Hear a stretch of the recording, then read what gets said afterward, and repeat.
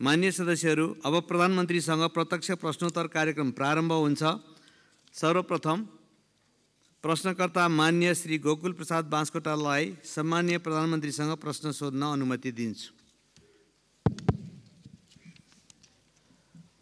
सम्माननीय सभामुख महोदय, म सभामुख महोदय मार्फत सम्माननीय प्रधानमन्त्रीज्यूलाई प्रश्न गर्न चाहन्छु। मध्य पहाडी पुष्पलाल लोकमार्ग पहाडी जनजीवनको लाइफलाइनको रूपमा रहेको छ, तर यो लामो भयो।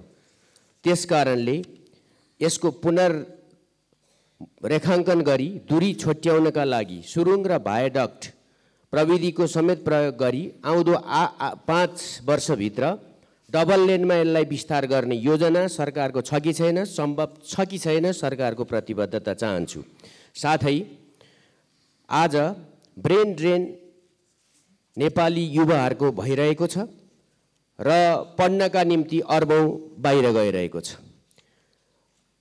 अरू देशहरूले ब्रेन गेन गरिरहेको अवस्थामा नेपाली युवा विद्यार्थीहरूलाई आफ्नो देशप्रति विश्वास दिलाउने उद्देश्य सहितले चिनिया राष्ट्रपति सी जिनपिङ आउँदादेखि चर्चामा रहेको Madan Bhandari science and technology university बनाउने कुरा कहाँ पुग्यो? पाँचखाल नगरपालिका काभ्रे जिल्लाको 13,700 रोपनी जमिन त्यो युनिभर्सिटीको नाममा त्यहाँका जनताले सहयोग गरेर निशुल्क नै उपलब्ध गराएका छन्। अब यो कहिले बन्छ? यसको टेन्डर पनि एकपल्ट भएको थियो, त्यो भएन। त्यसैले यो बन्छ वा बन्दैन, निर्माण कार्य कहिले सुरु हुन्छ, म यो भन्न चाहन्छु। सँगसँगै प्रधानमन्त्रीज्यू आफैले धेरैपल्ट भन्नुभएको छ जलविद्युतमा फड्को मार्ने। त्यसो हो भने यो काभ्रे, रामेछाप, सिन्धुपाल्चोक जिल्लामै त्यो एउटा स्थानीय र क्षेत्रीय तहमा गेम चेन्जर रहेको सुनकोशी तेस्रो परियोजना जुन बङ्गलादेशसितको सहकार्यमा गर्ने भनिएको छ, त्यसको निर्माण कार्य कहाँ पुगेको छ र त्यसलाई तीव्रता दिन सरकारको योजना के कस्तो छ? एउटा तितो र यथार्थ पनि राख्न चाहन्छु सँगसँगै प्रश्नमा। केपी ओली सरकार हुँदा काभ्रे जिल्लाको भुम्लु गाउँपालिकाको 7 र 8 नम्बर वडाका जनताले नापीको समस्याका कारणले वर्षौंदेखि 31 सालदेखि 50 वर्ष भयो आफ्नो कमाई आएको जग्गा नापीको कारणले मात्रै पूर्जा पाउन सकेका छैनन्। त्यहाँ कार्यालय राखिएको थियो र आजसम्म छैन। न उनीहरूले औषधि उपचार गर्न पाउँछन्, न बैंकमा राख्न पाउँछन्।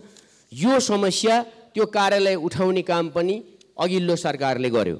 अब यो के हुन्छ र कार्यालय किन उठाएको, त्यहाँका जनताले कहिले आफ्नो जमिनको पूर्जा पाउँछन्? धन्यवाद। प्रधानमन्त्रीज्यूको जवाफ चाहन्छु। अब सम्माननीय प्रधानमन्त्री श्री पुष्पकमल दाहाल प्रचण्डलाई उक्त प्रश्नको जवाफ दिन अनुमति दिन्छु। सभामुख महोदय, मान्यज्यूले मध्य पहाडी लोकमार्ग, मदन भण्डारी विश्वविद्यालय, सुनकोशी तेस्रो जलविद्युत परियोजना र जनताले जग्गा धनी प्रमाणपत्र नपाएको विषयमा जिज्ञासा राख्नु भएको छ। पूर्वमा 5 थरको चिवा भन्ज्याङदेखि पश्चिममा बैतडीको झुलाघाटसम्म मध्य पहाडी भूभागलाई यातायात सञ्जालमा जोडी आर्थिक, सामाजिक, सांस्कृतिक, पर्यटकीय, कृषि, ऊर्जा, शैक्षिक लगायत समग्र क्षेत्रको विकास गर्ने मूल रणनीतिक उद्देश्यले मेरो पहिलो प्रधानमन्त्रीत्वको कार्यकालमा 2065 साल फागुन 26 गते मध्य पहाडी लोकमार्ग निर्माणको रेखाङ्कन गरिएको थियो। मध्य पहाडी राजमार्गको कुल लम्बाइ 1879 किलोमिटर मध्ये हालसम्म 1259 किलोमिटर सडक डेडिकेटेड डबल लेनमा स्तरोन्नति भइसकेको छ भने 137 वटा पुल मध्ये 33 वटा पुल निर्माण सम्पन्न भइसकेको छ। राजमार्गका कतिपय स्थानमा सुरुङ तथा अग्ला पुलहरू निर्माण गरी राजमार्गलाई छोटो र सुरक्षित बनाउने विषय नेपाल सरकारको उच्च प्राथमिकतामा रहेको छ। निर्माण सम्पन्न भइसकेपछि आवश्यक र सम्भव भएका बाँकी स्थानमा डेडिकेटेड डबल लेनमा स्तरोन्नति गरिनेछ।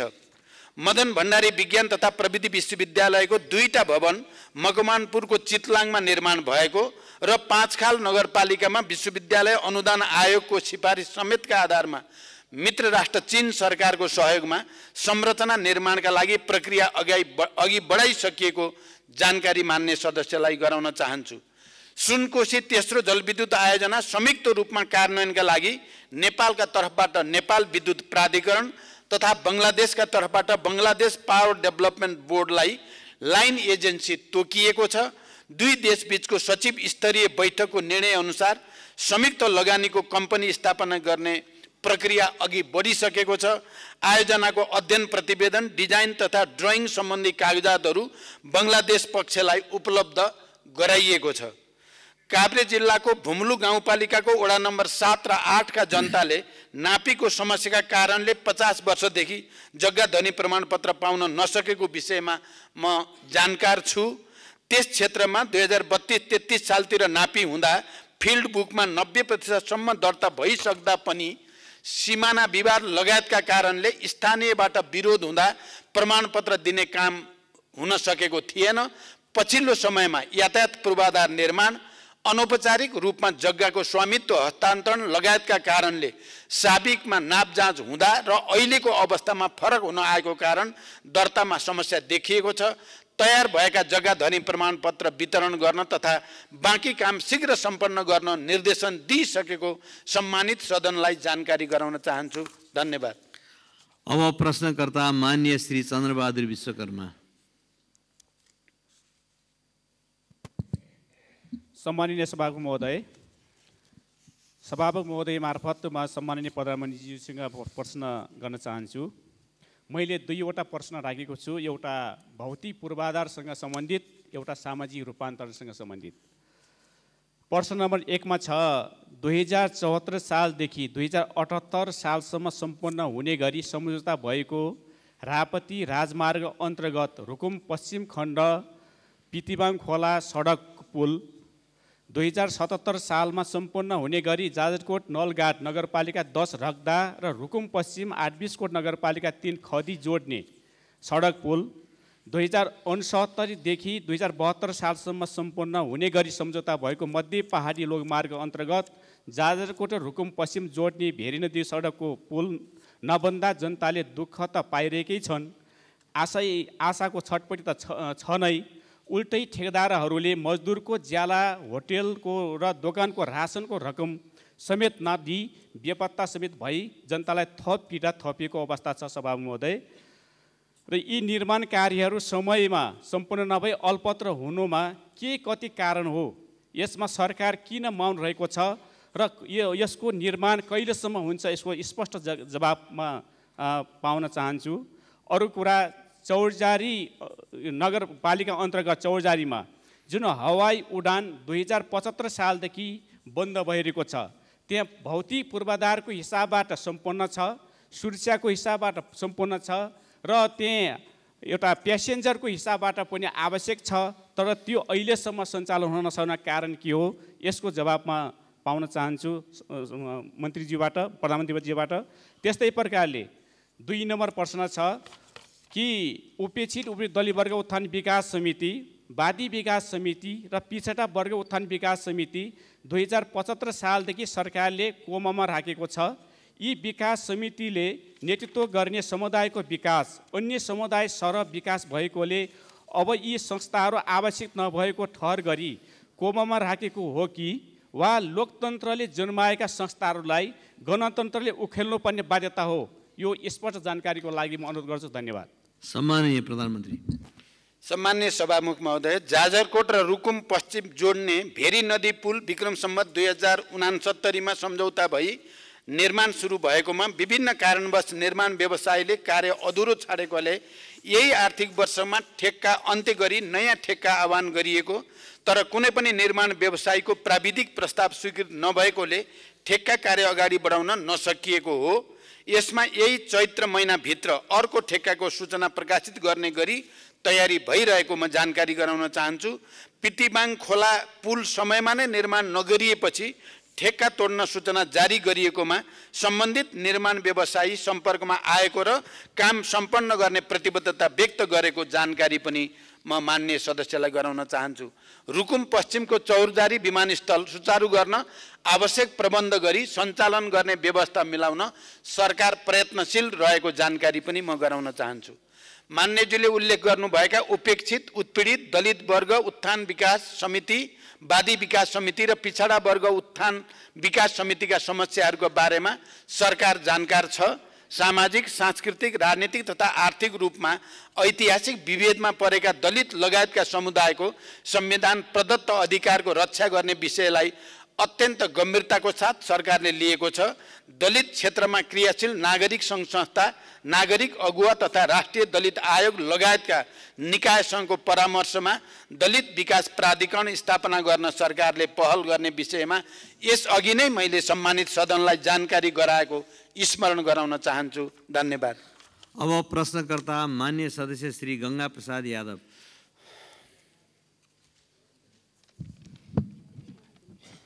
सम्मान्य सभामुख महोदय मार्फत पुनर्गठित मन्त्री परिषदका प्रधानमन्त्रीज्यू लगायत प्रधानमन्त्रीज्यू, मन्त्रीज्यूहरूमा सबभन्दा पहिले सफलताको शुभकामना व्यक्त गर्न चाहन्छु। साथसाथै सभामुखज्यू मार्फत सम्माननीय प्रधानमन्त्रीज्यूलाई मेरा यी दुई प्रश्नहरू रहेका छन्। पहिलो प्रश्न, राष्ट्रपति चुरे संरक्षण कार्यक्रमको बजेट कटौतीका कारण तराई मधेस मरुभूमिमा परिणत भइरहेको छ। तराई मधेसलाई मरुभूमिकरणबाट जोगाउन आगामी योजना के छ?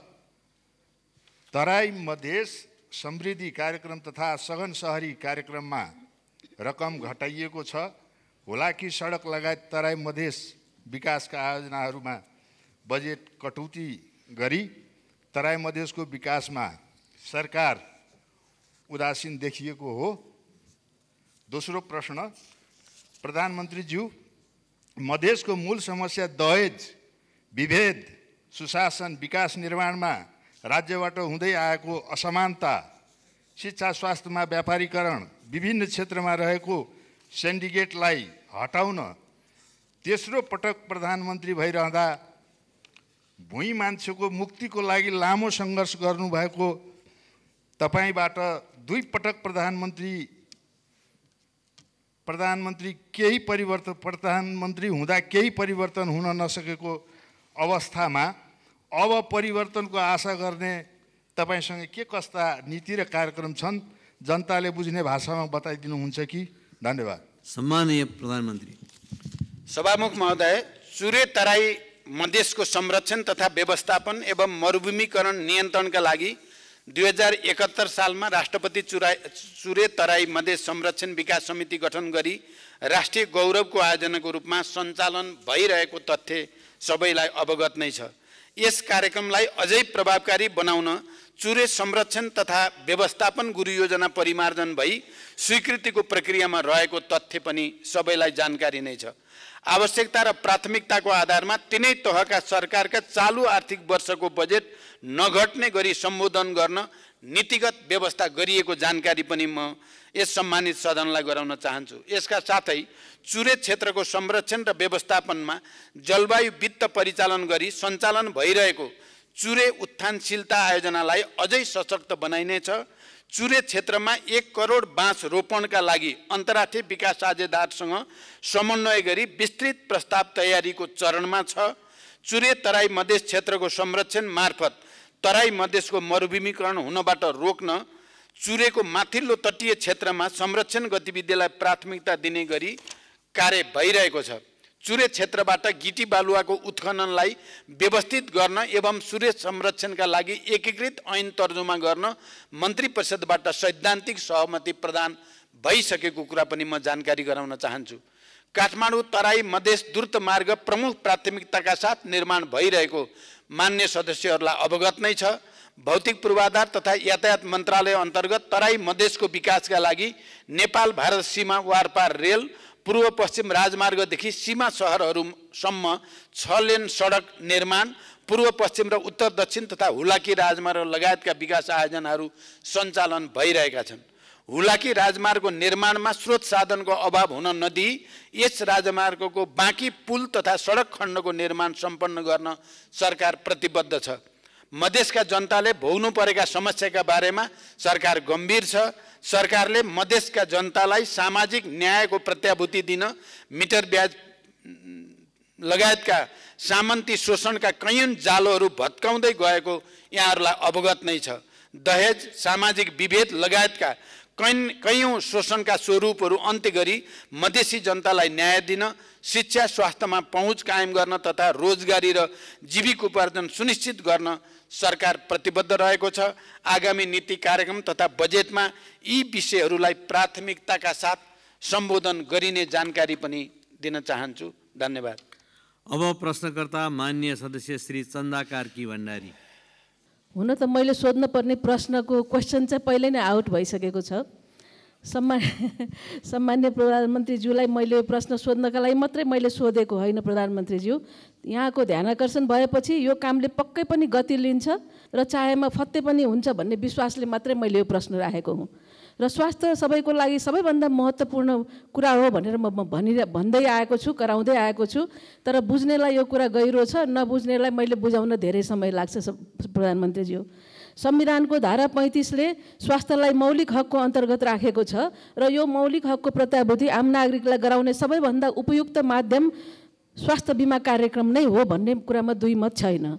वर्तमान संविधानको धारा 51 जमा पनि नागरिकको स्वास्थ्य बिमा सुनिश्चित गर्ने व्यवस्था मिलाउने कुरा प्रष्ट उल्लेख पनि गरिएको छ। तर सरकारले बिमा कार्यक्रम लागू गरेको 7.5 वर्ष भइसक्यो, तर पनि हाम्रो स्वास्थ्य बिमा कार्यक्रम प्रभावकारी बन्न सकेको छैन। प्रधानमन्त्रीज्यू, देशभरमा 43% मात्रै स्वास्थ्य बिमा पुगेको छ भने मध्य प्रदेशमा, म फेरि दोहोऱ्याउँछु, मध्य प्रदेशमा 8.6% नागरिकले मात्र बिमा सेवा पाएको चित्त दुख्दो तथ्याङ्क छ। प्रधानमन्त्रीज्यू, यहाँको ध्यान आकर्षण गराउन चाहन्छु। कर्णाली र सुदूरपश्चिमको हालत पनि त्यस्तै छ। यसको कार्यान्वयनमा भएको यस्तो कमजोरीको कारण के होला? प्रधानमन्त्रीज्यू, बिमितहरूको लागि गुणस्तरीय स्वास्थ्य सेवा, तोकिएको औषधिको उपलब्धता र उपचार प्रक्रिया नभएर हो कि स्वास्थ्य संस्था पहुँचमा नहुँदा योगदानको प्रिमियम बुझाउन पर्ने कुनै औचित्य नभएर हो कि अस्पतालहरूलाई बिमितको औषधि उपचार खर्च बापतको भुक्तानी बिमा बोर्डले समयमा नदिएर हो कि निजी क्षेत्रको अस्पताल र मेडिकल कलेजहरूलाई संलग्न गराउन नसकेर हो कि स्वास्थ्य बिमा बोर्डमा आवश्यक दक्ष जनशक्ति नभएर स्वास्थ्य बिमा बोर्ड आफै बिरामी भएर हो कि स्थानीय तहमा बिमा ज्ञान सम्बन्धी अन्तर्क्रिया हामीले गर्न नसकेर हो कि? प्रधानमन्त्रीज्यू, अब सरकारले जनतामा कसरी स्वास्थ्य बिमाको पहुँच बढाउने हो र बिमाका आधारमा सन् 2030 सम्ममा सबैका लागि स्वास्थ्य सेवा सुनिश्चित गर्न लिएको लक्ष्य हामीले कसरी पुरा गर्ने होला? धन्यवाद। सम्माननीय प्रधानमन्त्री। सभामुख महोदय, मान्यज्यूले स्वास्थ्य बिमालाई प्रभावकारी बनाउने विषयमा सान्दर्भिक जिज्ञासा राख्नु भएको छ। नागरिकहरूको स्वास्थ्य उपचारका क्रममा हुने वित्तीय जोखिम कम गर्न स्वास्थ्य बिमा बोर्ड मार्फत सामाजिक स्वास्थ्य बिमा कार्यक्रम सञ्चालनमा रहेको छ। हालसम्म 33.2% घर परिवार तथा 24.7% जनसङ्ख्या स्वास्थ्य बिमाको दायरामा आएको र 75.751 पालिकासम्म स्वास्थ्य बिमाको पहुँच पुगेको छ। तोकिएका औषधिको उपलब्धता र उपचार प्रक्रिया सरल बनाउन 2081 वैशाख 1 देखि लागू हुने गरी छुट्टै रिफिल काउन्टरको व्यवस्था गरी औषधि वितरण गर्ने तथा ज्येष्ठ नागरिकलाई सबै सेवा प्रदायक अस्पतालहरूबाट प्रत्येक मङ्गलबार जेरियाट्रिक क्लिनिक मार्फत सेवा दिने व्यवस्था मिलाइएको छ। यसैगरी आधारभूत अस्पतालहरूबाट बिमा सेवा सुरु गर्ने र निजी तथा सामुदायिक अस्पतालहरूलाई समेत सूचीकृत गरी सेवा विस्तार गर्ने तयारी भइरहेको छ। बिमितको औषधि उपचार खर्च बापतको भुक्तानी अस्पतालहरूलाई समयमै शोध भर्ना गर्न थप जनशक्तिको व्यवस्था गरी हरेक 2 महिनामा शोध भर्ना हुने व्यवस्था मिलाइएको छ। स्वास्थ्य बिमा बोर्डको स्थायी सङ्गठन संरचना स्वीकृतिको प्रक्रियामा रहेको छ। दक्ष जनशक्ति व्यवस्थापनका लागि 155 जना जनशक्ति पदपूर्तिको प्रक्रिया अगाडि बढिसकेको छ। स्वास्थ्य बिमा कार्यक्रममा देखिएका समस्या समाधान गर्न लागि अनलाइन सदस्यता तथा नवीकरणसँगै बिमा सक्रिय हुने व्यवस्थासहित स्वास्थ्य बिमा नियमावली संशोधनको प्रक्रियामा रहेको छ। त्यसैगरी 25 जिल्लामा 2074 सालमा वितरण भएका गरिब परिचय पत्रको म्याद थप गर्ने र बाँकी जिल्लामा पनि यसलाई विस्तार गर्दै सरकारले अति गरिब नागरिकको प्रिमियमको व्यवस्था गरी बिमा गर्ने विषयमा गृह कार्य गरिरहेको छ। त्यसैगरी नागरिकता, जग्गा पास लगायतका सामाजिक सेवाको क्रममा स्वास्थ्य बिमा परिचय पत्र अनिवार्य गर्ने, वैदेशिक रोजगारीमा जानेहरूको परिवारको अनिवार्य बिमा, आम्दानी अनुसारको प्रिमियमको आधारमा सबै कर्मचारी, शिक्षक, जनप्रतिनिधिहरूको अनिवार्य बिमा गर्ने लगायतका सबै प्रकारका स्वास्थ्य सुरक्षाका कार्यक्रमहरूलाई स्वास्थ्य बिमा मार्फत एकीकृत गर्ने र स्वास्थ्य बिमा कार्यक्रमलाई राष्ट्रिय गौरवको अभियानका रूपमा घोषणा गर्ने लगायतका विषयमा सरकारले गृह कार्य गरिरहेको छ। धन्यवाद। अब प्रश्नकर्ता माननीय सदस्य डाक्टर चन्द्रकान्त भण्डारी।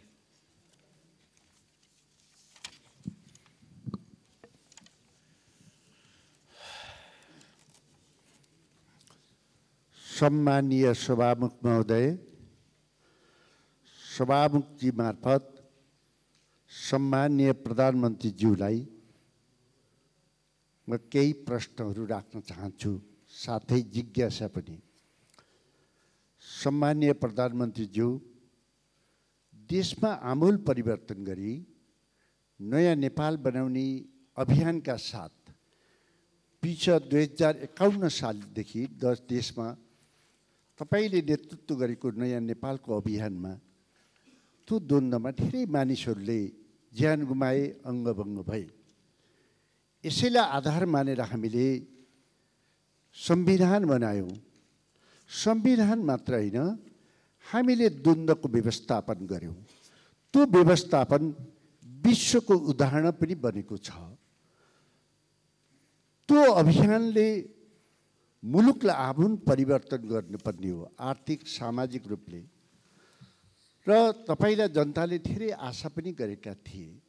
तर आज अझ बढी गरिबी, अरू बढी अराजकता, अरू बढी कुशासन, अरू बढी आर्थिक अनुशासनहीनता बढिरहेको छ। भ्रष्टाचारको त हामी कुरै नगरौँ, जुन कुरा मैले हिजो पनि बोलेको छु। तपाईको अनुभवमा यसको समाधानको उपाय के होला? देशमा देखेका परेका यस्ता तमाम समस्याहरू समाधान गर्न तपाईको कार्ययोजना के छ? दोस्रो, नेपालमा वर्षमा झन्डै 50-60 हजार व्यक्तिहरू जलनबाट पीडित हुने गरेका छन्। जलनको उपचार अत्यन्त खर्चिलो र पीडादायक हुन्छ। नेपालमा यसको उपचारको लागि आधुनिक अस्पतालको अभाव मात्र होइन, छैन। गरिबीका कारण विदेशमा उपचार गराउन नसक्ने कयौँ व्यक्तिहरूले मृत्युवरण गर्नु परेको छ।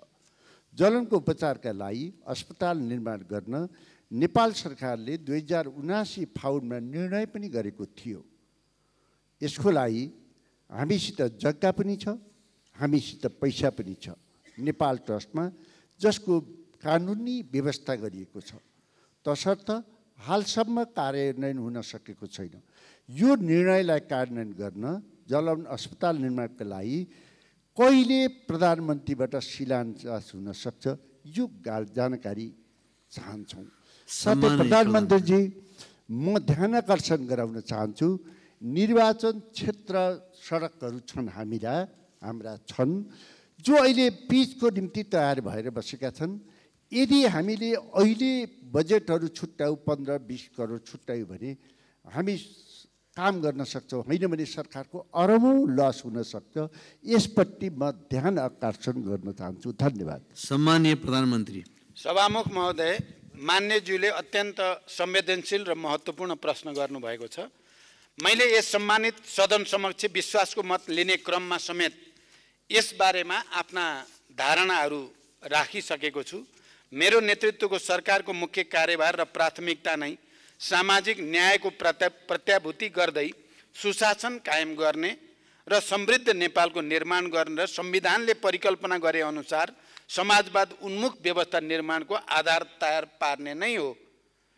हालसम्म प्राप्त उपलब्धिहरूको रक्षा गरेर मात्र संविधानले परिकल्पना गरे अनुरूप लक्ष्य पूरा गर्न सकिन्छ भन्ने मेरो धारणा छ। तर अहिलेकै परम्परागत कार्यशैली, परम्परागत सोच, चिन्तन र प्रणालीबाट हामीले सोचे अनुरूप लक्ष्य हासिल हुन नसक्नेमा पनि म पुनः जोड दिन चाहन्छु। यही मुख्य राजनीतिक तथा वैचारिक आधारमा सरकारको नेतृत्व लिएदेखि नै सुशासन कायम गर्न सरकार हरदम प्रयासरत छ। इतिहासमा नै ठुला ठुला भ्रष्टाचारका काण्डहरू अनुसन्धान भएका छन्। सुशासनको नयाँ र ऐतिहासिक मानकहरू स्थापित हुँदै गएका छन्। त्यसै गरी गरिबीको अन्त्य गर्न सामाजिक निराशालाई चिर्न आर्थिक प्रणाली तथा जनतालाई प्रत्यक्ष प्रत्याभूति हुने किसिमका सामाजिक सुरक्षा, रोजगार लगायतका कतिपय कार्यहरू अघि बढेको यहाँहरूलाई अवगत नै छ। सरकारले यसलाई अझै प्रभावकारी ढङ्गले अगाडि बढाउनेछ भन्ने म विश्वास दिलाउन चाहन्छु र आउने नीति कार्यक्रम र बजेटमा हामीले केही गुणात्मक रूपले उत्पादन र रोजगारी सृष्टि गर्ने गरी जाने तयारी भइरहेको पनि म जानकारी गराउन चाहन्छु। मान्यज्यूले जलन उपचार अस्पतालको सम्बन्धमा सान्दर्भिक जिज्ञासा राख्नु भएको छ। मसँगको भेटमा पनि पटक पटक मान्य सदस्यले जलन अस्पताल स्थापना गर्ने र मैले शिलान्यास गरोस् भन्ने जिज्ञासा राख्दै आउनु भएको छ। कीर्तिपुरको वर्ण अस्पताललाई जलनको प्रमुख अस्पतालका रूपमा विस्तार गर्न सरकारबाट अनुदान दिने प्रक्रिया अघि बढेको छ। वर्ण अस्पताल विस्तार गर्ने मन्त्रीपरिषदको निर्णय कार्यान्वयन सम्बन्धमा कीर्तिपुरको वर्ण अस्पतालका अतिरिक्त वीर अस्पताल, शिक्षण अस्पताल, पाटन अस्पतालमा जलन युनिट स्थापना गरी सेवा विस्तार गरिँदैछ। प्रदेशमा रहेका केन्द्रीय अस्पतालहरूमा समेत जलन युनिट स्थापना गरी मध्यम प्रकारको जलनको त्यही उपचार गर्ने र कडा किसिमको लागि रेफरल गर्ने व्यवस्था मिलाइनेछ। स्वास्थ्य कर्मीहरूलाई जलनको प्राथमिक उपचारको तालिमको व्यवस्था सुरु गरी प्राथमिक उपचार र सम्बन्धित ठाउँमा समयमै प्रेषण गर्ने व्यवस्था मिलाउने र समन्वय गर्ने काम पनि भइरहेको म यस सम्मानित सदन समक्ष जानकारी गराउन चाहन्छु। धन्यवाद। अब प्रश्नकर्ता मान्य सदस्य श्री चन्दा चौधरी।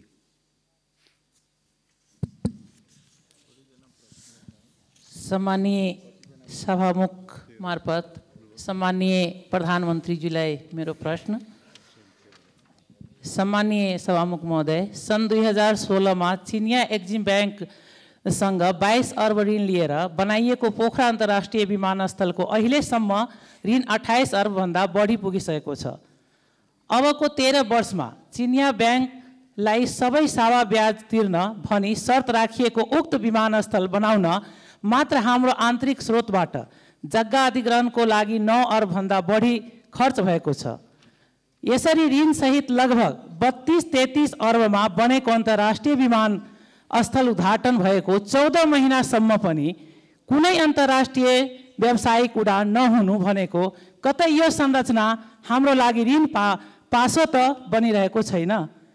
उक्त विमानस्थल सम्मानीय प्रधानमन्त्रीज्यूले नै आजभन्दा 14 महिना अघि उद्घाटन गर्नुभएको थियो र चिनिया इन्भेस्टरले उक्त कार्यक्रममा पोखरा अन्तर्राष्ट्रिय विमानस्थल उहाँको बेल्ट एन्ड रोडको उपहार हो भनेर सार्वजनिक रूपमा भन्नुभएको थियो।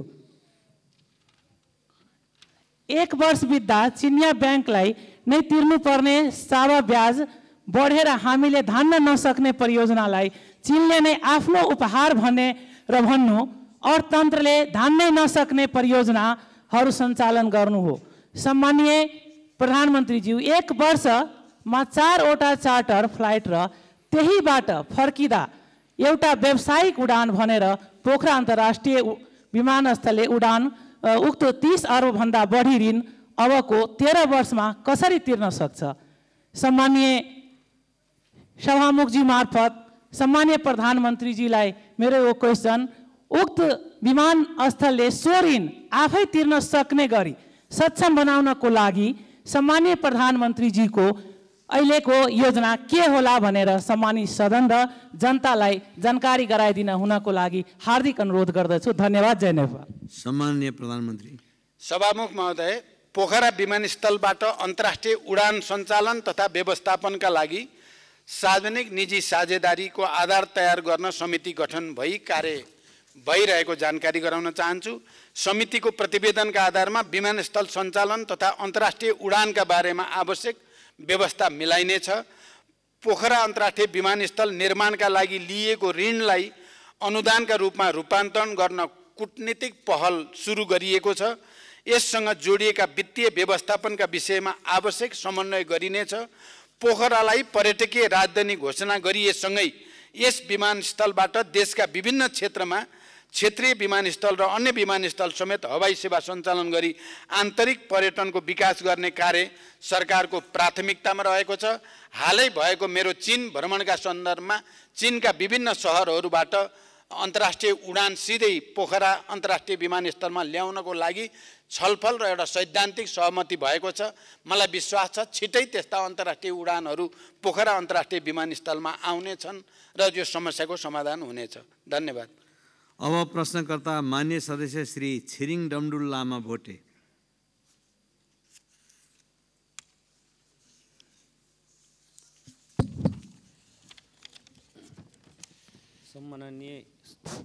सम्माननीय सभामुख महोदय मार्फत सम्माननीय प्रधानमन्त्रीज्यूलाई मेरो जिज्ञासा छ।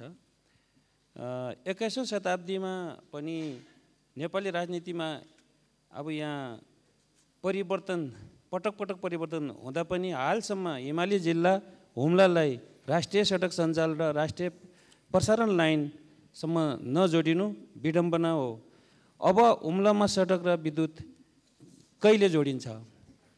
2 कर्णाली कोरिडोर अन्तर्गत खुलालु हिल्सा सलिसल्ला खण्डको रु 4 अरब 53 करोड बहुवर्षीय ठेक्का पहिलेको अर्थमन्त्रीज्यूले सहमति दिनु भएन, के कारणले हो कि अब नयाँ सरकार र नयाँ अर्थमन्त्रीज्यूले यो गौरवको योजनालाई सहमति दिन्छ कि दिँदैनन्? दिए भने कति समय लाग्छ? अब साथै यो मृत्यु मार्गमा परिचित कर्णाली कोरिडोरलाई जीवन मार्गमा कहिले बदल्छ?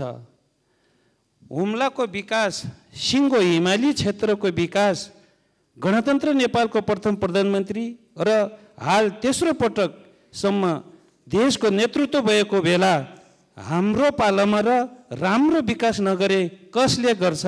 कहिले हुन्छ? अब के अबको बजेटमा हिमाली क्षेत्रलाई, हुम्लालाई लगायत सबै दुर्गम जिल्लालाई समान बजेट वितरण गर्छ? हुम्लालाई सडक, विद्युत, स्वास्थ्य र शिक्षाको पहुँच केन्द्र सरकार काठमाडौँ सरकारसँग कहिलेसम्म जोडिन्छ? सम्माननीय प्रधानमन्त्रीज्यूलाई मेरो जिज्ञासा यही छ। धन्यवाद। सम्माननीय प्रधानमन्त्री। सभामुख महोदय, हुम्ला जिल्लाको सदरमुकाम सिमीकोटलाई चालु आर्थिक वर्षभित्रै राष्ट्रिय सडक सञ्जालसँग जोड्ने गरी नेपाली सेना र सडक विभाग अन्तर्गत काम भइरहेको जानकारी म गराउन चाहन्छु। कर्णाली कोरिडोर र कर्णाली राजमार्ग समेतको सडकको अवस्था सुधार गर्न आवश्यक बजेट व्यवस्था गरिएको छ। कर्णाली कोरिडोरतर्फ सिमीकोटमा र पिलीचौरमा 2वटा योजना कार्यालय स्थापना गरी काम अगाडि बढिरहेको छ। कर्णाली राजमार्गतर्फ सडक डिभिजन सुर्खेत र जुम्लाबाट काम भइरहेको छ। खुलालु सल्लिसल्ला खण्डको सुधारका लागि बहुवर्षीय योजना ठेक्का गरिने र आगामी आर्थिक वर्षको बजेटमा समेत कर्णाली कोरिडोरलाई उच्च प्राथमिकतामा राखिने जानकारी पनि म मान्य सदस्यलाई गराउन चाहन्छु। कर्णाली प्रदेशका डोल्पा, जुम्ला, मुगु तथा हुम्ला जिल्लामा विद्युतीकरण विस्तारका लागि गत आर्थिक वर्षमा नै ठेक्का व्यवस्था भएको र डिजाइन ड्रइङ स्वीकृति भइसकेको छ। जुम्ला सदरमुकामसम्म 33 केबी प्रसारण लाइन विस्तार भएको र जुम्लाबाट मुगु सदरमुकाम तथा मुगु सदरमुकामबाट हुम्ला जिल्ला सदरमुकाम तथा अन्य स्थानमा समेत विद्युतीकरण गर्न ठेक्का सम्झौता गरिएको छ। निर्माण व्यवसायीबाट आगामी 2 वर्षभित्र 33 केबी क्षमताको प्रसारण लाइन निर्माण सम्पन्न गरी विद्युतीकरण विस्तार गर्ने योजना रहेको बेहोरा समेत म यस सम्मानित सदनलाई जानकारी गराउन चाहन्छु। हुम्ला लगायत पूर्वाधारका दृष्टिले पछाडि परेका कर्णालीका जिल्लाहरूको समग्र पूर्वाधार तथा सामाजिक विकासको विषय सरकारको उच्च प्राथमिकतामा रहेको छ। मान्य सदस्यहरूलाई थाहै छ, मेरो हालै सम्पन्न चीन भ्रमणका सन्दर्भमा हुम्लाको सदरमुकामलाई जोड्ने गरी हिल्सा सिमीकोट सडकको बारेमा एउटा सहमति भएको छ। चीन सरकारले त्यसमा अनुदान सहयोग गर्ने सहमति भइसकेको जानकारी पनि म गराउन चाहन्छु। धन्यवाद। अब प्रश्नकर्ता मान्य सदस्य श्री जनार्दन शर्मा। सम्मान्य सभामुख महोदय मार्फत सम्मान्य प्रधानमन्त्रीलाई म प्रश्न गर्न चाहन्छु। सङ्घीय लोकतान्त्रिक गणतन्त्रको ऐतिहासिक उपलब्धिहरूलाई समाप्त पार्ने आवाजहरू उठिरहेको सन्दर्भ छ। यस्तो अवस्थामा सरकारले संविधान कार्यान्वयन गरी सङ्घीयतालाई प्रभावकारी बनाउन पहल गर्न आवश्यक छ। सङ्घीयतालाई प्रभावकारी बनाउन कानुनहरू निर्माण गर्नमा ढिलाइ भइरहेको छ। यो अवस्थालाई अन्त गरी सङ्घीयता कार्यान्वयनका लागि महत्त्वपूर्ण ऐनहरू निर्माण गरी प्रदेश र स्थानीय तहलाई प्रभावकारी बनाउन आवश्यक छ। यस सन्दर्भमा सरकारले निर्णय गरी कार्यान्वयन गर्न सक्ने कतिपय कामहरू पनि ढिला हुन गइरहेको छ। यस सन्दर्भमा जस्तो प्रदेश प्रहरी समायोजनको कामबारे आलटाल भइरहेको समायोजन कहिले हुन्छ भनेर म सोध्न चाहन्छु। त्यसै गरी अर्को कुरा, यो नेपाल एउटा विभिन्न खालको जोखिममा रहेको छ र भूकम्पको ठुलो जोखिममा छ। जाजरकोटको रामीडाँडा बझाङ डोटीमा गएको भूकम्पले गरेको क्षतिको पुनर्निर्माण गर्न बजेटको व्यवस्था गरी कामहरू कुन मितिबाट प्रारम्भ गरिनेछ भन्ने कुरा प्रश्न पारिदिनु भएमा आभारी हुने थिएँ। धन्यवाद। सम्माननीय प्रधानमन्त्री। सभामुख महोदय, संहिता कार्यान्वयन गर्न आवश्यक ऐन निर्माणका लागि राष्ट्रिय सभाको विधान समिति र संहिता कार्यान्वयन अध्ययन तथा अनुगमन संसदीय विशेष समितिले दिएको सुझाव कार्यान्वयन गर्ने विषय सरकारले उच्च प्राथमिकतामा राखेको छ। यस अनुरूप निजामती कर्मचारीसँग सम्बन्धित ऐन लगायत कतिपय ऐनहरू मस्यौदा तयार भई सम्मानित सदनमा प्रवेश भइसकेका छन् र कतिपय मस्यौदाको चरणमा रहेका छन्। लामो समयदेखि प्रतीक्षा गरिएको सङ्घीय निजामती ऐन सदनमा दर्ता भइ नै सकेको छ। नेपाल प्रहरीको सञ्चालन र व्यवस्थापनलाई समयानुकूल बनाउन र प्रहरी समायोजनलाई व्यवस्थित गर्न नेपाल प्रहरी ऐन 2012लाई प्रतिस्थापन गर्ने विधेयक, प्रहरी समायोजन ऐन 2076लाई संशोधन गर्ने विधेयक र नेपाल प्रहरी र प्रदेश प्रहरी कार्य सञ्चालन सुपरिवेक्षण र समन्वय ऐन 2076लाई संशोधन गर्ने विधेयक संसदको यसै अधिवेशनमा पेश गर्ने गरी तयार भइरहेको छ। सम्मानित सदनबाट कानुन पारित भए लगत्तै प्रहरी समायोजनको काम तुरन्त अगाडि बढाइने गरी समायोजनको तयारी भइरहेको छ।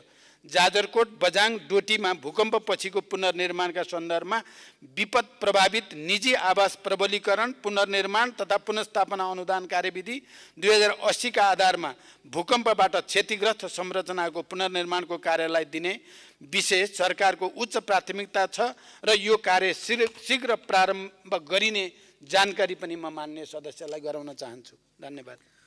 अब प्रश्नकर्ता मान्य सदस्य श्री छविलाल विश्वकर्मा।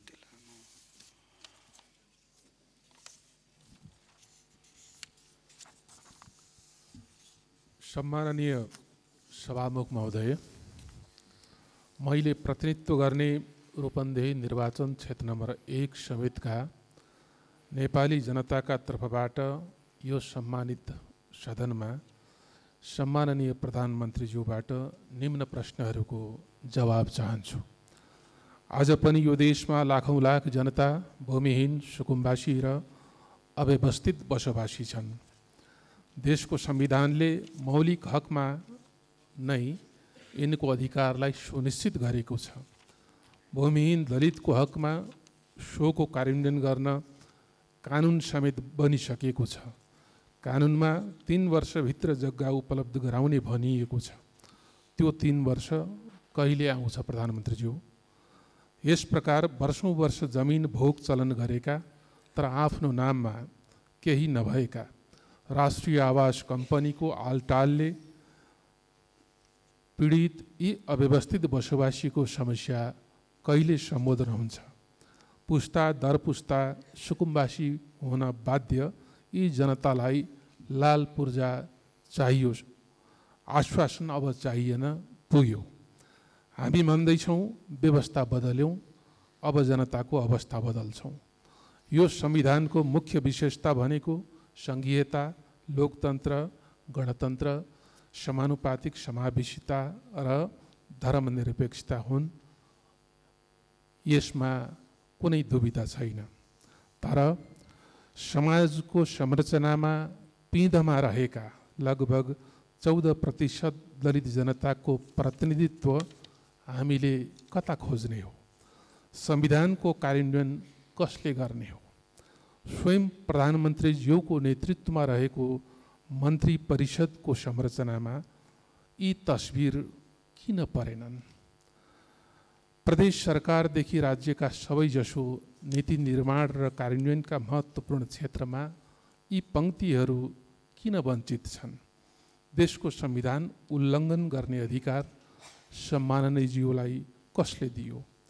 हरेक पाइला पाइलामा जातपात र छुवाछुतको भेदभावले अन्यायमा पारिएका, हेपिएका तर आफ्नो कला, सिप र श्रमले सिङ्गो समाजको सेवा गर्दै आएका यी दलित जनताले मानव मर्यादा कहिले पाउँछन्?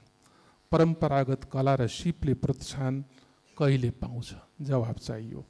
सम्माननीय सभामुख महोदय, हाम्रो दक्षिणतर्फ छिमेकी भारतसँग लगभग 1800 किलोमिटर खुला सीमा छ।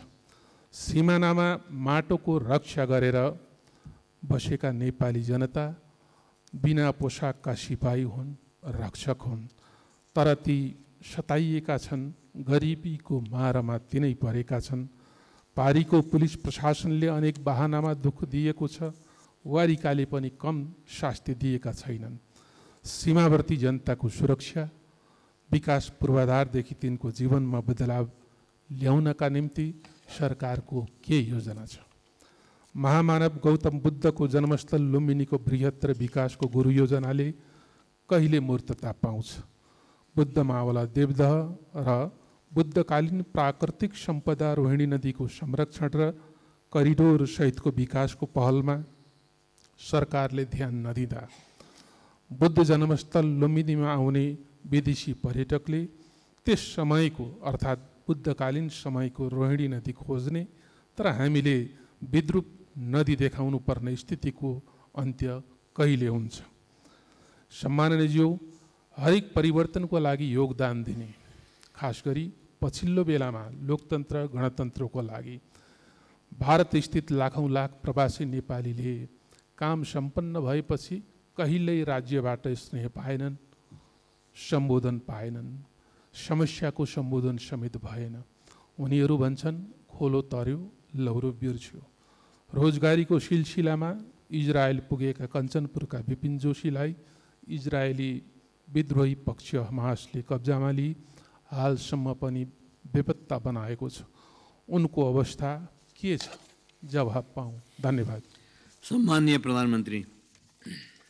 सभामुख महोदय, भूमिहीन दलित, भूमिहीन सुकुम्बासी र अव्यवस्थित बसोबासीको समस्या सम्बोधन गर्न गठित राष्ट्रिय भूमि आयोगबाट हालसम्म 5300 परिवारलाई जग्गा धनी प्रमाणपत्र वितरण गरिसकिएको र 728 स्थानीय तहसँग आयोगले सम्झौता गरिसकेको स्थिति छ।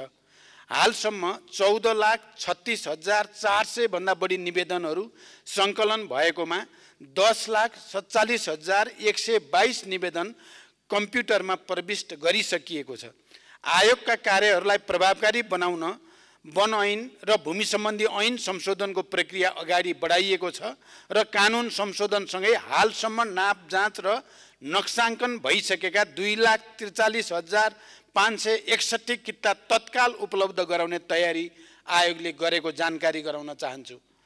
राष्ट्रिय आवास विकास कम्पनी मार्फत देशका विभिन्न स्थानमा आफ्नो स्वामित्व र भोगाधिकार रहेको फुटकरतर्फ 3,043 बिघा 4 कट्ठा 2 धुर र जग्गा धनी प्रमाणपत्र भएको 172 बिघा 4 कट्ठा 8 धुर गरी कुल 3215 बिघा 8 कट्ठा 10 धुर जग्गामा साबीको पुनर्वास कार्यक्रम अन्तर्गत तत्त स्थानमा बसोबास गरिरहेका सोबासीहरूलाई गणेरी उपलब्ध गराउने नीति रहेको छ। त्यसअनुसार हालसम्म 207 परिवारलाई गणेरी उपलब्ध गराइएको छ। गणेरी उपलब्ध गराउन बाँकी 12,453 परिवारलाई आवश्यक कानुनी एवं नीतिगत व्यवस्था गरी यथाशीघ्र गणेरी वितरण गरिनेछ। दलितहरूको समग्र विकास र उचित प्रतिनिधित्वको सम्बन्धमा मैले माननीय चन्द्रबहादुर विश्वकर्माले राख्नुभएको जिज्ञासा सम्बोधन गर्ने सन्दर्भमा स्पष्ट पारिसकेको छु। अहिलेको हाम्रो क्याबिनेटमा पनि दलितहरूको प्रतिनिधित्व हुने कुरा पनि म प्रश्न गर्न चाहन्छु। सीमावर्ती क्षेत्रका नागरिकहरू सीमाका रक्षक हुन्। सीमा क्षेत्रका नागरिकको आर्थिक सामाजिक विकासका लागि सरकारले सीमा क्षेत्र विकास कार्यक्रम सञ्चालन गर्ने तयारी गरिरहेको छ। लुम्बिनी बृहत्तर विकास गुरु योजना राष्ट्रिय गौरवको आयोजनाको रूपमा कार्यान्वयन भइरहेको छ। थप सदन स्रोतको व्यवस्था गरी उक्त आयोजना कार्यान्वयनलाई तीव्रता दिइनेछ। लुम्बिनी विकास गृह योजनाभित्रका सम्पदाहरूको खोजी उत्खनन र विकास गर्ने कार्यलाई निरन्तरता दिइनेछ। इजरायलमा अध्ययनका लागि गएका नेपाली विद्यार्थी विपिन जोशीको रिहाईका लागि सरकारले निरन्तर प्रयास गरिरहेको छ र सरकारले मध्यस्थकर्ता देशहरू मार्फत समेत निजको रिहाईको लागि संवाद अगाडि बढाएको कुरा पनि म प्रश्नसँग राख्न चाहन्छु। धन्यवाद। अब प्रश्नकर्ता मान्य सदस्य श्री गंगा कार्की।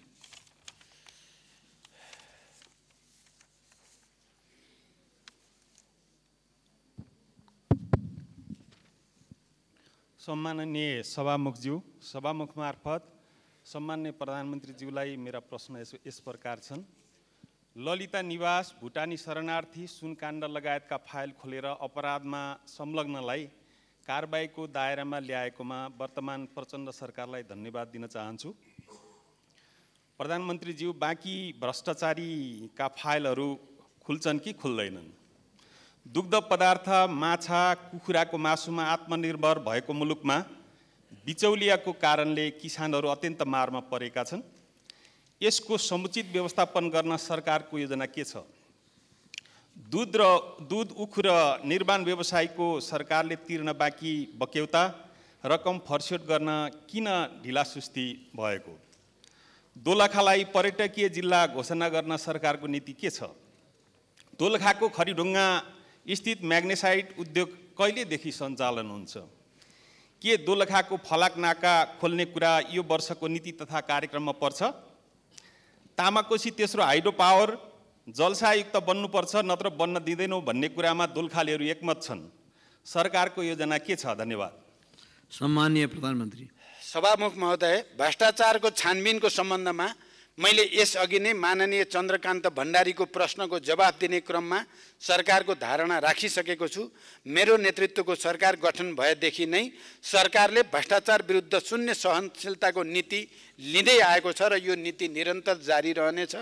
मिटर ब्याज, भुटानी शरणार्थी, सुन तस्करी, सरकारी जग्गा हिनामेना लगायत जुनसुकै विषय वा क्षेत्रका अपराधिक क्रियाकलापको निष्पक्ष र तथ्यपरक अनुसन्धान तथा छानबिन गरी यस्ता कार्यमा संलग्न व्यक्ति वा समूहलाई कानुनी कारबाहीको दायरामा ल्याउन सरकार दृढ छ।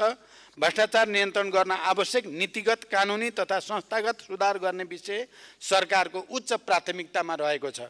नेपाली कृषकहरूको निरन्तरको प्रयासबाट दूध, माछा र कुखुराको मासु उत्पादनमा देश आत्मनिर्भरताको नजिक पुगेको स्थिति छ। यसलाई स्थायित्व दिन सरकार निरन्तर प्रयत्नशील छ। दूध, माछा र कुखुराको मासुको मूल्य श्रृङ्खलालाई कृषकमुखी बनाउन उद्योगसँग खरिद सम्झौता एवं बाइब्याक ग्यारेन्टी गरी साझेदारीमा उत्पादन, सङ्कलन, प्रशोधन, भण्डारण तथा बजारीकरणका कार्यक्रमहरू केन्द्रित गरिएका छन्। उखु किसानहरूले प्रोत्साहन अनुदान बापत पाउने गत वर्षको 1 अरब 32 करोड रुपियाँ भुक्तानी गरिसकिएको छ। आर्थिक वर्ष 71-72 को कञ्चनपुर र कपिलवस्तु जिल्लाका उखु किसानको पुरानो बक्यौता सम्बन्धित उद्योगबाटै भुक्तानी गराउन सरकारले समन्वय गरिरहेको छ। किसानलाई तत्काल दूधको मूल्य भुक्तानी गर्न नेपाल सरकारबाट दुग्ध विकास संस्थानलाई 30 करोड ऋणको व्यवस्था गरिएको छ। साथै अन्य उद्योगहरूका लागि आफ्नो उत्पादनलाई धितोमा राखी बैंक मार्फत ऋण प्रवाह गर्न सहजीकरण गरिएको छ। नेपालका महत्त्वपूर्ण स्थान तथा गन्तव्यलाई पर्यटकीय स्थल तोक्ने नीति अनुरूप दोलखा जिल्लामा रहेका पर्यटकीय गन्तव्यहरूको पहिचान गरी सङ्घ, प्रदेश र स्थानीय तहको समन्वयमा दोलखा जिल्लाको पर्यटन प्रवर्धनका लागि आवश्यक कार्य भइरहेको छ। तामाकोशी तेस्रो जलविद्युत आयोजनाका सन्दर्भमा आयोजनाको विस्तृत अध्ययन तथा डिजाइन कार्यपछि मात्रै आयोजना कुन रूपमा निर्माण गर्ने भन्ने निर्केल हुन्छ। आयोजनाको निर्माण गर्दा राज्यलाई बढीभन्दा बढी लाभ हुने गरी मात्र स्वीकृति दिइनेछ। दोलखाको म्याग्नेसाइट उद्योग सञ्चालनको लागि गठित कार्यदलले दिएको सञ्चालनको विकल्प सहितको प्रतिवेदन कार्यान्वयनका निम्ति अध्ययन भइरहेको छ। उक्त उद्योग सञ्चालनका लागि उद्योग सञ्चालक साझेदारले उद्योगको खानी क्षेत्रको थप अध्ययन गरिरहेको छ। प्राविधिक अध्ययन पश्चात उपयुक्तताको आधारमा उद्योग छिटै सञ्चालन गरिनेछ। दोलखाको फलाका नाका खोल्ने विषयमा मित्रराष्ट्र चीनसँग कूटनीतिक पहल भइरहेको र चीन सरकार सकारात्मक रहेको छ। छिमेकी देशहरूसँग जोडिएका सीमा नाका खोल्ने तथा व्यवस्थित गर्ने विषय सरकारको प्राथमिकतामा छ।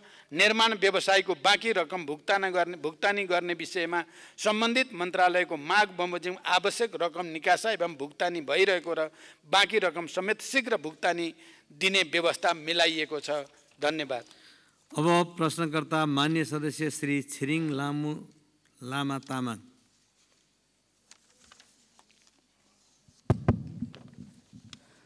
सम्माननीय सभामुख महोदय, सभामुख मार्फत मेरो सम्माननीय प्रधानमन्त्रीज्यूलाई प्रश्न यस प्रकार छ। गणतन्त्रको 15 वर्षमा देशको आर्थिक सामाजिक सूचाङ्कमा निकै परिवर्तन आएको छ। अँध्यारोमा रहेको देशले उज्यालो प्राप्तिको आधार र आशा थपिदिएको छ। सम्माननीयज्यू, तपाईँ पहिलोपटक देशको प्रधानमन्त्री हुँदा अर्थतन्त्रको आकार बढेको थियो। राष्ट्रिय गौरवको आयोजना तथा रणनीतिक आयोजना घोषणा मार्फत देशले भौतिक विकासको लय समातेको थियो। दोस्रो पटक देशको प्रधानमन्त्री हुँदा 18 घण्टा लोडसेडिङको अँध्यारोमा रहेको देशले उज्यालो यात्रा सुरु गरेको थियो। अहिले तेस्रो पटक प्रधानमन्त्री भइरहँदा सामाजिक न्याय, सुशासन र आर्थिक समृद्धिको महाअभियान चलेको छ। यसले निराशाको बीचमा रहेको नेपाली जनतामाझ आशाको किरण देखिएको छ। यो दुईटो सङ्कल्प र आँट बोकेका सम्माननीय प्रधानमन्त्रीज्यूले चाहेमा मात्र कर्णालीको मुहार फेरिन सक्छ भन्ने आशा पलाएको छ।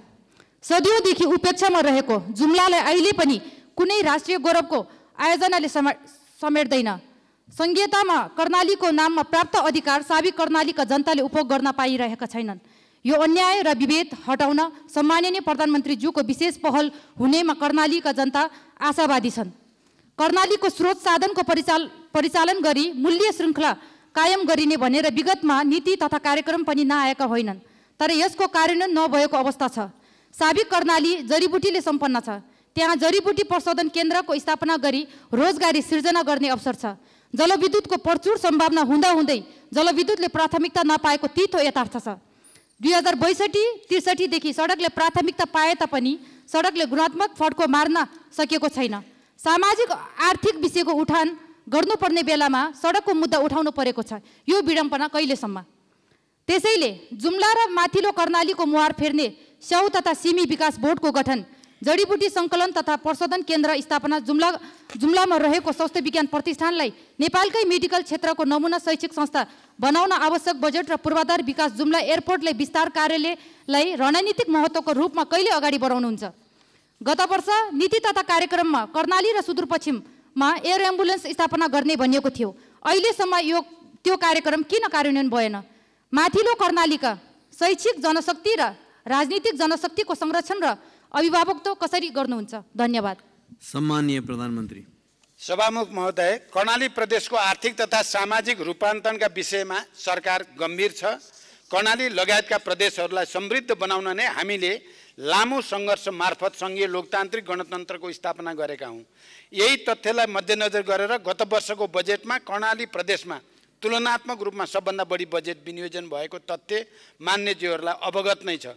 पूर्वाधारको कमी, गरिबी, दुर्गम र पिछडिएको क्षेत्रका रूपमा चिनिएको कर्णालीलाई समृद्ध कर्णालीमा रूपान्तरण गर्न तिनै तहका सरकारबाट एकीकृत प्रयास भइरहेको छ। कर्णाली क्षेत्रमा हुने जडीबुटी लगायत कृषि र वनजन्य उत्पादन प्रवर्धन, पर्यटन विकास र प्राकृतिक स्रोतको समुचित उपयोग मार्फत विकास र समृद्धिको अपार सम्भावना रहेको कर्णालीको मुहार फेर्न नेपाल सरकार प्रतिबद्ध छ। कर्णाली र सुदूरपश्चिम प्रदेश लक्षित एयर एम्बुलेन्स स्थापना गर्ने सम्बन्धमा सरकारले हाल विपदमा परेका नागरिक र गर्भवती महिलाहरूको उद्धारका लागि नेपाली सेनाको हेलिकप्टर 24 घण्टा नै सुर्खेतमा राख्ने व्यवस्था मिलाइएको छ। यसबाट जाजरकोटमा 358, रुकुम 21,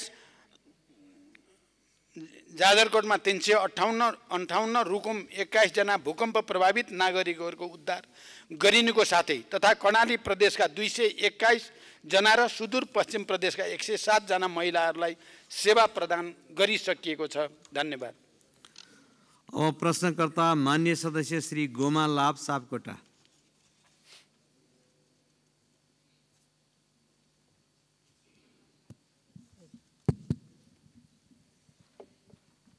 सामान्य सभामुख महोदय, सामान्य सभामुखको ज्यूको अनुमतिले सम्माननीय प्रधानमन्त्रीज्यूसँग मेरो प्रश्न रहेको छ। पोसाक दिवसको अवसरमा पारेर हाम्रो जनमत पार्टीले धोती लगाएर धोती दिवस मनाउने क्रममा हाम्रो पार्टीको राष्ट्रिय अध्यक्ष माननीय डाक्टर सीके राउतज्यू र माननीय मन्त्रीज्यूसहित 51 जनालाई प्रहरी प्रशासनद्वारा लछार पछार गरी बिना सूचना पक्राउ गरियो। त्यस्तै मध्य प्रदेशको सप्तरी जिल्लामा कृषि विश्वविद्यालयको उद्घाटन कार्यक्रममा माननीय प्रदेश शिक्षा मन्त्री माननीय सांसदहरूको टाउको फुटाइयो। यी दुईवटा घटनाहरूमा दोषीलाई सम्माननीय प्रधानमन्त्री ज्यूबाट कुन प्रकारको कारबाही गरियो जान्न चाहन्छु। यदि कारबाही हुँदैन भने त्यो ठाउँमा सम्माननीय प्रधानमन्त्री ज्यू आफै भइदिएको भए के हुन्थ्यो? म प्रधानमन्त्रीज्यूसँग प्रश्न। सम्माननीय प्रधानमन्त्री। सभामुख महोदय, पोसाक दिवसका अवसरमा भएको घटना तथा सप्तरीमा कृषि विश्वविद्यालय उद्घाटनका बेला भएको घटनाका विषयमा मान्यज्यूले प्रश्न गर्नुभएको छ। नेपाल सरकार सबै जात जाति सम्प्रदाय र धार्मिक सामाजिक विविधतालाई सम्मान गर्दछ। नेपाल सरकार सबै जात जाति सम्प्रदाय र धार्मिक सामाजिक विविधतालाई सम्मान गर्ने भएकै कारणले जनमत पार्टीका अध्यक्ष डाक्टर सीके राउत सहित मान्य मन्त्रीज्यूलाई धोती लगाएको आरोपमा नभई निषेधित क्षेत्र उल्लङ्घन गरेको कारणले नियन्त्रणमा लिइएको हो र उहाँको रिहाइका लागि गृहमन्त्री स्वयं नै महेन्द्र पुलिस क्लबमा गई सहजीकरण गरेको तथ्य पनि म प्रश्न गर्न चाहन्छु। मान्य मन्त्रीजी जो आफै बसेको क्याबिनेटले निषेधित क्षेत्र घोषणा गर्ने अनि आफै त्यो तोड्ने कार्य पो बरु त्रुटिपूर्ण भयो भन्ने हाम्रो भनाइ हो। त्यसै गरी मध्य प्रदेश स्थित सप्तरी जिल्लामा कृषि विश्वविद्यालयको उद्घाटनका क्रममा दुई पक्षको सम्भावित भिडन्त रोक्न र शान्ति सुरक्षा कायम गर्ने क्रममा तोकिएको सीमा रेखा पार गरी अघि बढ्न खोज्ने समूहलाई रोक्न सामान्य बल प्रयोग भएको थियो। यस घटनाका बारेमा प्रहरीमा कुनै जाहेरी नपरेको विषय समेत यस सम्मानित सदन समक्ष जानकारी गराउन चाहन्छु। धन्यवाद। अब प्रश्नकर्ता मान्य सदस्य श्री चित्रबहादुर केसी। सम्माननीय प्रधानमन्त्रीज्यू, बागलुङबाट गलकोट सेवा केन्द्र लैजाने प्रतिबद्धता जनाउनु भएकोमा हालसम्म किन कार्यान्वयन भएन? यति हो मेरो प्रश्न। सम्माननीय प्रधानमन्त्रीज्यू। सभामुख महोदय, मान्य चित्रबहादुर केसीजीले पक्कै मलाई पटक पटक बागलुङबाट गलकोट सेवा केन्द्र लैजाने बारे राख्नु भएको छ र मैले त्यसको प्रतिबद्धता पनि व्यक्त गरेको छु। बागलुङ जिल्लाको गलकोटमा इलाका प्रशासन कार्यालय नै स्थापना गर्ने विषयमा सरकारले आवश्यक तयारी गरिरहेको विषय म मान्य सदस्य र यस सम्मानित सदनलाई जानकारी गराउन चाहन्छु। धन्यवाद। मान्य सदस्यहरू, आजको लागि निर्धारण गरिएको प्रधानमन्त्रीसँग प्रत्यक्ष प्रश्नोत्तर सम्बन्धी कार्यक्रम यही समाप्त हुन्छ।